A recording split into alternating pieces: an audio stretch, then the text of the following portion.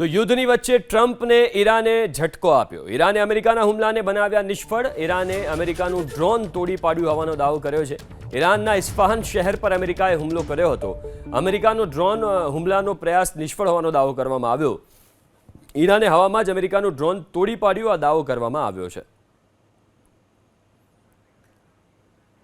તો ટ્રમ્પને ઈરાને ઝટકો આપ્યો છે। ઈરાન તરફથી એવો દાવો કરવામાં આવ્યો છે કે અમેરિકાએ જે હુમલો કર્યો એ ડ્રોન હુમલો હતો ને આ ડ્રોનને તોડી પાડવામાં આવ્યું છે।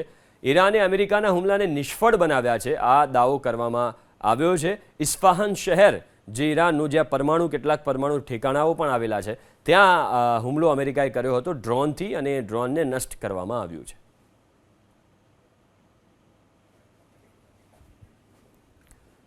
તો ઈરાને હવામાં જ અમેરિકાનું આ ડ્રોન તોડી પાડ્યું। બંને બાજુથી ડ્રોનથી પણ હુમલા કરવામાં આવી રહ્યા છે અને મિસાઇલથી પણ હુમલા કરવામાં આવી રહ્યા છે। અમેરિકા સતત મિસાઇલ અને ડ્રોન હુમલા કરી રહ્યું છે, સામે ઈરાન પણ જે અમેરિકાના ઠેકાણાઓ છે મિડલ ઇસ્ટમાં, ત્યાં મિસાઇલથી હુમલા કરી રહ્યું છે।